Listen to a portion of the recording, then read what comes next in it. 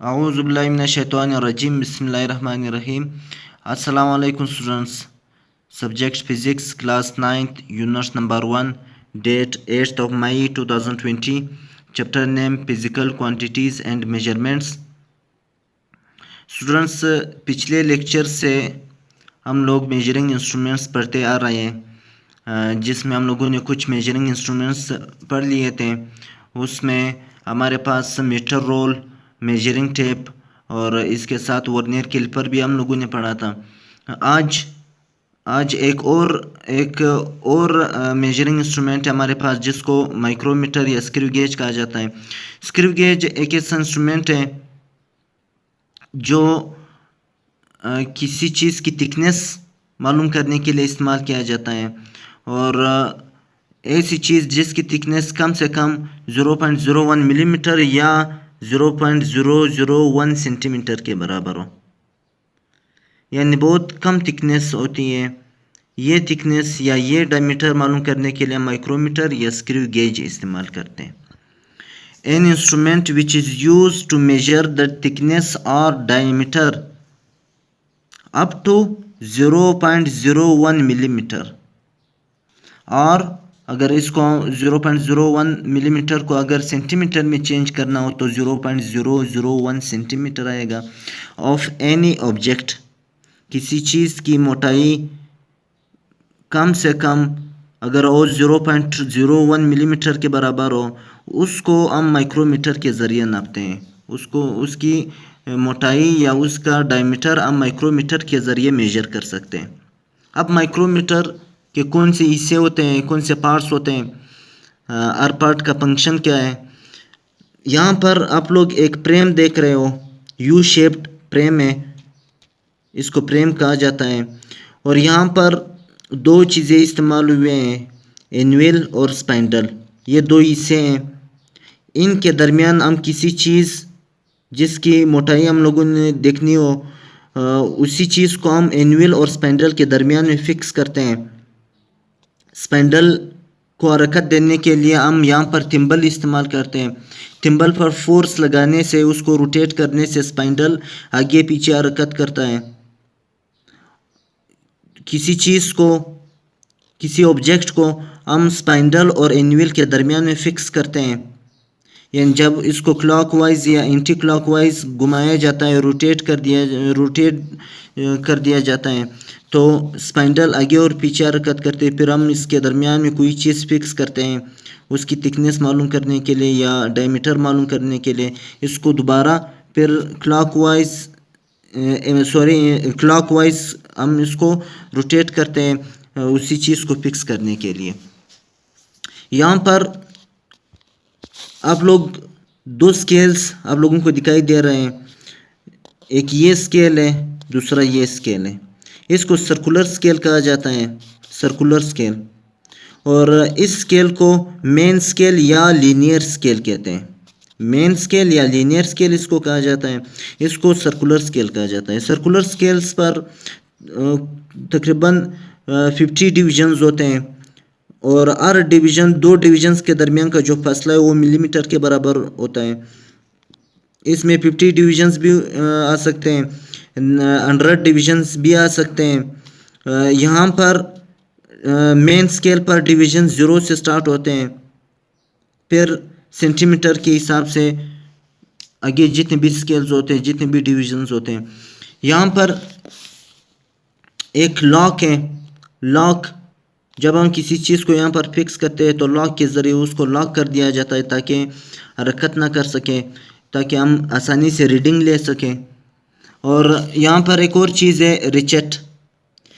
किसी चीज़ को बैरूनी प्रेशर से बचाने के लिए हम रिचेट को टाइट करते हैं रिचेट के ज़रिए। रिचेट जो है किसी माइक्रोमीटर को टाइट करता है ताकि किसी प्रेशर से बच जाए, और हम आसानी से उसी चीज़ का रीडिंग नोट कर लें और उसी चीज़ की मोटाई या डायमीटर आसानी से मेजर कर सकें। एक और चीज़ हम लोगों ने तफसील से पढ़ा है कि किसी मेजरिंग इंस्ट्रूमेंट का लिस्ट काउंट सबसे पहले हम निकालते हैं कि लिस्ट काउंट किसी मेजरिंग इंस्ट्रूमेंट का लिस्ट काउंट कितना होता है, उसी लिस्ट काउंट को हम निकालते हैं। मिसाल के तौर पर मेजरिंग टेप का जो लिस्ट काउंट था वो 1 मिलीमीटर के बराबर था। इसी तरह मीटर रोल का जो लिस्ट काउंट था वो भी 1 मिलीमीटर के बराबर था। और इसके साथ साथ वर्नियर क्लिपर का लिस्ट काउंट हम लोगों ने मेजर किया था और लिस्ट काउंट उसका फिक्स है 0.1 मिलीमीटर या 0.001 सेंटीमीटर के बराबर है। इसी तरह स्क्रू गेज या माइक्रोमीटर का लिस्ट काउंट भी हम उसका एक फिक्स लिस्ट काउंट है यानी कांस्टेंट लिस्ट काउंट है जो 0.01 मिलीमीटर या 0.001 सेंटीमीटर के बराबर है। 0.01 मिलीमीटर या 0.001 सेंटीमीटर के बराबर है।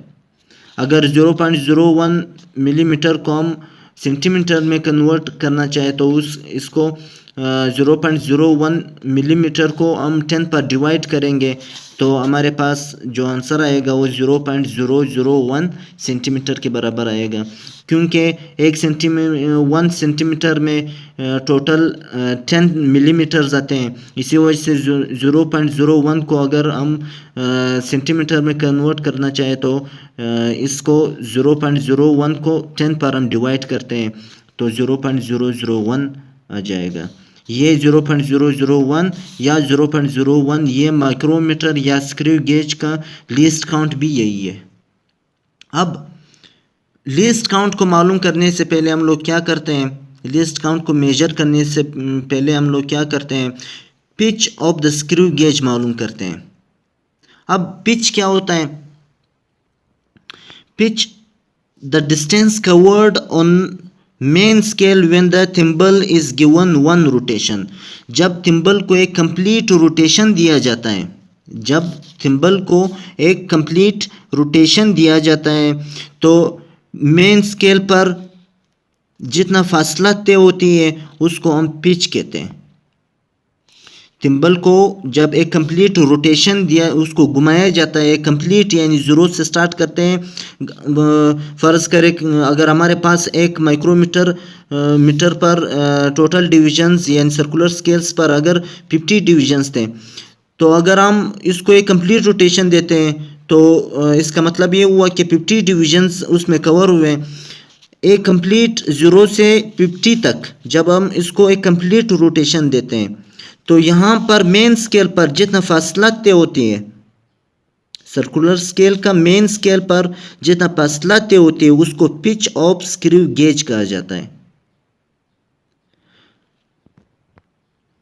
कुछ स्क्रू गेज ऐसे होते हैं जिसका पिच 1 मिलीमीटर के बराबर होता है। कुछ स्क्रू गेज ऐसे होते हैं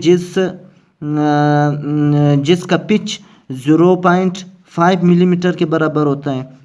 अब 1 मिलीमीटर के बराबर कब होता है और 0.5 मिलीमीटर के बराबर कब होता है, और इसका मतलब क्या हुआ 1 मिलीमीटर ये जो पिच है। मिसाल के तौर पर अगर किसी सर्कुलर स्केल पर टोटल 100 डिविजन्स थे, 100 डिविजन्स, फॉर एग्जांपल हमारे पास एक स्क्रू गेज है जिसके ऊपर टोटल 100 डिविजन्स है, उसको एक बार रोटेशन देने से यानी एक बार जब हम उसको कंप्लीट रोटेशन देते हैं तो यहाँ पर 1 मिलीमीटर का फासला कवर होता है मेन स्केल पर। ये मेन स्केल है, ये सर्कुलर स्केल है।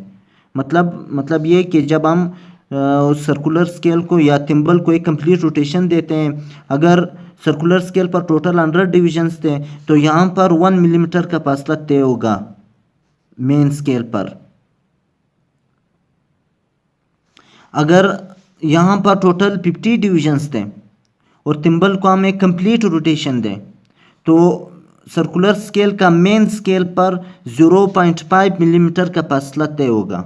इस 0.5 और 1 को पिच ऑफ स्क्रू गेज कहा जाता है।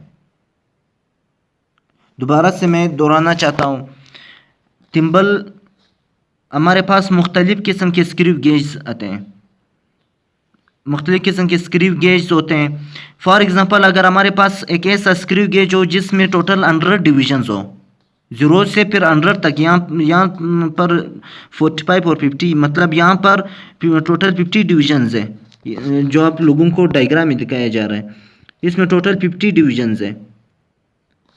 अगर हमारे पास फ़र्ज़ करें, अगर हमारे पास कोई ऐसा स्क्रू गेज जिसमें 100 डिविजन्स हो, तो थिम्बल को एक कंप्लीट रोटेशन देने से ये सर्कुलर स्केल मेन स्केल पर 1 मिलीमीटर का फासला तय करेगी, 1 मिलीमीटर का डिस्टेंस तय करेगा। अभी हमारे पास सर्कुलर स्केल्स पर टोटल 50 डिविजन्स हैं, यानी 0 से फिर 45, 50, 1 से फिर 50 तक डिवीजन्स है, टोटल 50 डिवीजन्स है। जब हम थिम्बल को एक कंप्लीट रोटेशन देते हैं तो यहाँ पर सर्कुलर स्केल का मेन स्केल पर 0.5 मिलीमीटर का फासला तय होगा। यहाँ पर 0.5 मिलीमीटर का फासला तय होगा। उसी 0.5 को हम पिच ऑफ स्क्रू गेज कहते हैं। किस स्क्रू गेज का? इसी स्क्रू गेज का। अगर यहाँ पर 100 डिविजन्स होते हैं तो फासला 1 मिलीमीटर का तय होता है इस मेन स्केल पर। उसको फिर हम उसी 1 को फिर हम पिच ऑफ स्क्रू गेज कहते हैं। किस स्क्रू गेज का? जिसमें 100 डिविजन्स होते हैं। तो अब इसका डिफिनेशन हम किस तरह कर सकते हैं? Pitch of the screw gauge, the distance covered on main scale when the thimble is given one complete rotation। Thimble को जब हम एक कंप्लीट रोटेशन देते हैं तो जितना फासला मेन स्केल पर कवर होती है उसको पिच ऑफ स्क्रू गेज कहा जाता है। उसको पिच ऑफ स्क्रू गेज कहा जाता है।